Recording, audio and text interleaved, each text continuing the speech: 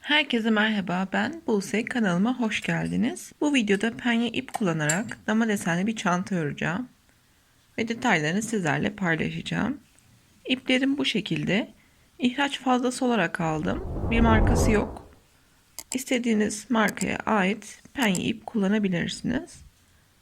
Kalınlıkları biraz farklı gibi ama yine de benzer kalınlıkta oldukları için aynı tığla öreceğim. 10 milimetrelik tığ kullanacağım. Olabildiğince büyük tığ kullanmanızı öneririm. Çünkü penye ip toplanan bir ip olduğu için bol örmeniz gerekiyor. Ve tığ numarası ne kadar büyükse o kadar iyi. Ben sıkı örmememe rağmen büyük numara tercih ediyorum. Elinizde olan en büyük tığ kullanmanızı da öneririm. Şimdi taban kısmı olmayacak. Direkt zincir çekerek başlayacağım. Çantanızın genişliği ne kadar olsun istiyorsanız o kadar zincir çekebilirsiniz. Kilitledim ve bol bol zincirler yapıyorum. Uzatıyorum. 3 tane oldu.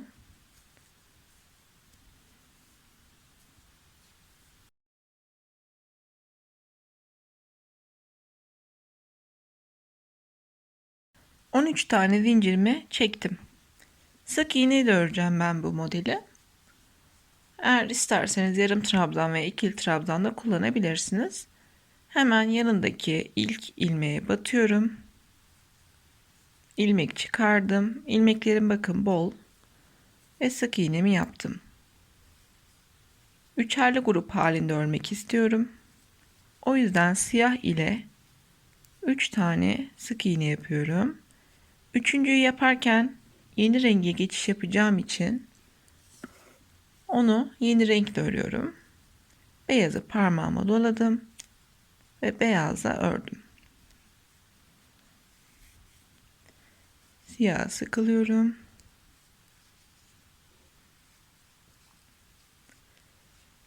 Şimdi beyazla örerken siyah ipi de arkada yürüteceğim. 3 tane beyaz ile öreceğim. Şu beyazı bırakalım. Siyah ip arkada tığımın üzerine alarak yürütüyorum. Yine üçüncüyü örerken renk değişikliği yapacağım. İlmeğimi çıkardım. Beyazı bırakıyorum. Şu şekilde arkada kıvırabilirsiniz. Bunun sebebi arkada şöyle bir düğüm oluşacaktır. Bakın şu kıvırdığınızda arkada düğüm olacaktır. Siyahla ördüm. Beyazı biraz sıkılıyorum. Bu sefer siyah ip ile örerken beyaz ipi arkada yürüteceğim. İlmeğe batınca beyaz ipi de tığımın üzerine alıyorum. Fakat arkada şu şekilde aşağıya doğru tutuyorum. İlmek çıkarıp örüyorum. Sıramın sonuna kadar 3 beyaz 3 siyah şeklinde devam edeceğim.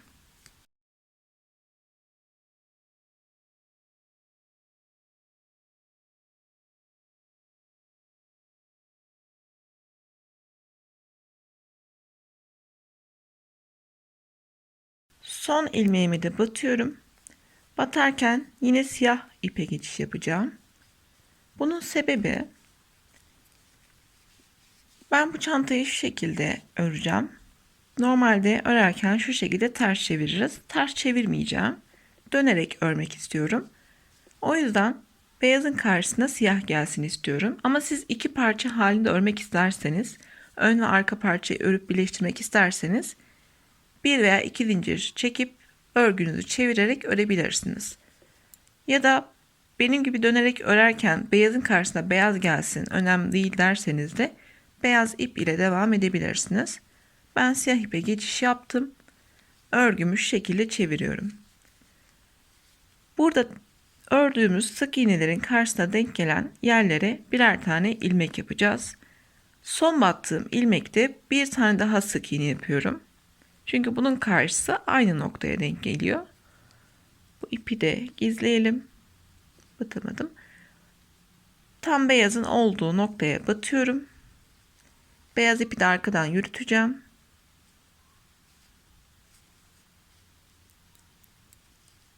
3 tane siyah şeklinde öreceğim beyazın karşısına.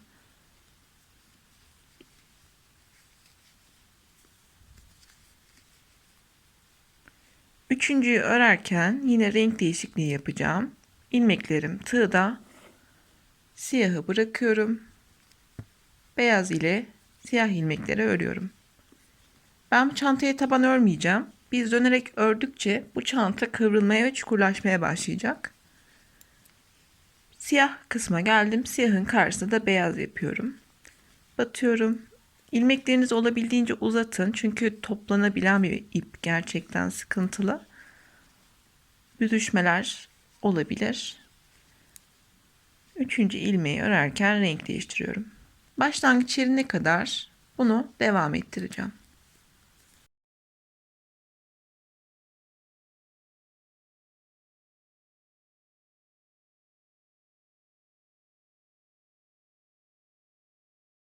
Başlangıç yerime kadar geldim. Burada da renk değişikliği yapacağım. Siyah ipe geçiş yaptım. Yine bu şekilde örgümü çevirmeyeceğim. Dönerek örmeye devam edeceğim. Ve bu renkleri ikişer sıra örmek istiyorum. Dilerseniz birer sırada bırakabilirsiniz.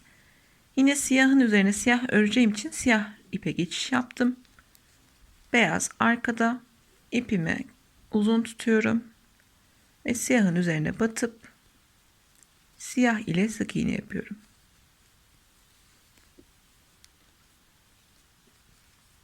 Bu başlangıç yerinizi karıştırmamak için isterseniz işaretleyici veya toka takabilirsiniz. Ben dümdüz devam ediyorum. Üçüncü siyahtan sonra yine beyaza geçiş yapıyorum. Bu şekilde dönerek istediğimiz uzunluğa gelene kadar öreceğiz aslında. Bu sıradan sonra buraya geldiğimde siyah, bu başlangıç yerime geldiğimde siyah yerine beyazla örmeye başlayacağım.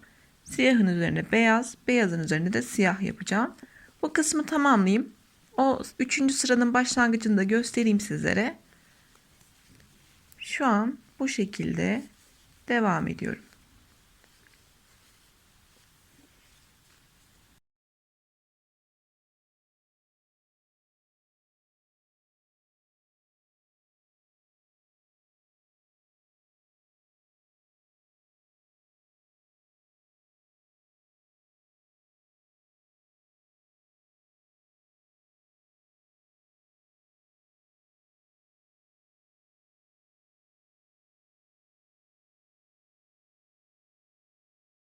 Başlangıç yerime kadar ördüm. Bu sefer renk değiştirmiyorum. Çünkü dediğim gibi bakın 2 beyaz 2 siyah tamamlanmış oldu. Yeni sıraya başlarken siyahın üzerine beyaz geleceği için beyazla devam edeceğim. Bu sıraya geldiğimde ise zaten siyahla bitirmiş olacağım. O yüzden tığımda beyaz ipim var. Siyahın üzerine batıyorum. Arkadan siyahı yürütüyorum ve beyaz ile devam ediyorum.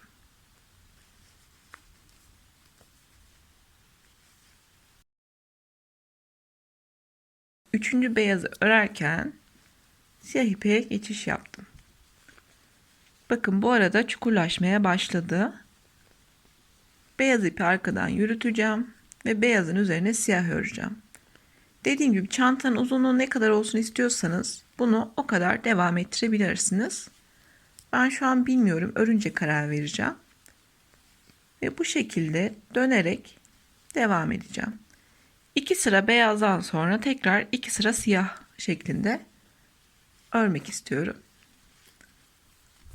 Çantanın gövdesini tamamlayayım. Daha sonra kalan kısımları sizlere anlatacağım.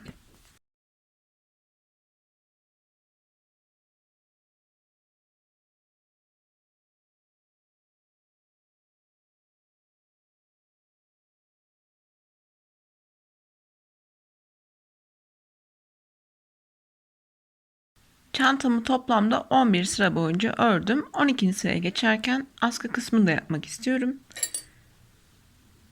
Bu şekilde çeviriyorum. 12. sıranın başlangıcını yapıyorum.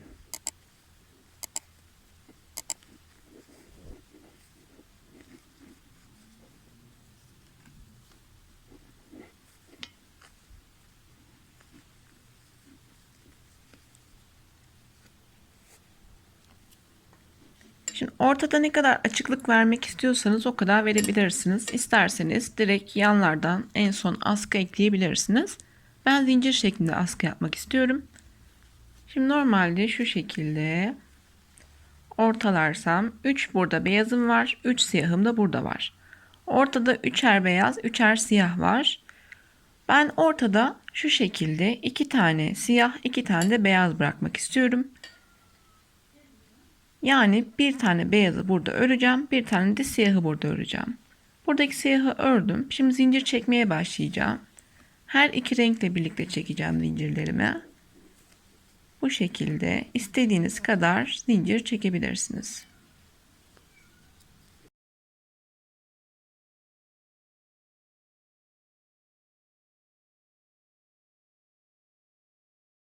...15 tane zincirimi yaptım. Şimdi ortada 2 tane siyah, 2 tane beyaz bırakıp...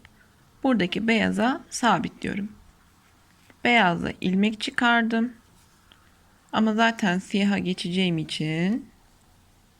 ...hemen siyahla örüyorum bu ilmekleri.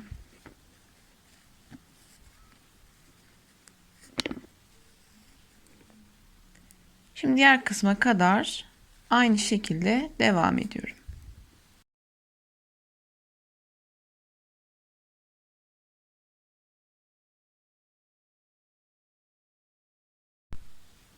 Örgünün arka tarafındayım. Yine buradaki 3 siyahın birini ördüm. Ortada 2 siyah, 2 beyaz kalsın istiyorum. Arka tarafta kaç zincir çektiyseniz burada da o kadar zincir çekmeniz lazım. Eğer simetrik olsun istiyorsanız 15 tane zincirimi çekmeye başlayacağım. Yine her iki ipi birden kullanacağım. Bu arada bunu yapmamın sebebi hem koparmak istemiyorum hem de dama desenli ördüğüm için bu şekilde farklılık olsun istedim. Siz isterseniz tek renk ile zincir çekip daha sonra burada ipi kesip buraya bağlayabilirsiniz. O da sizin tercihiniz. Bu şekilde ikisini doladım ve 15 tane zincir çekiyorum.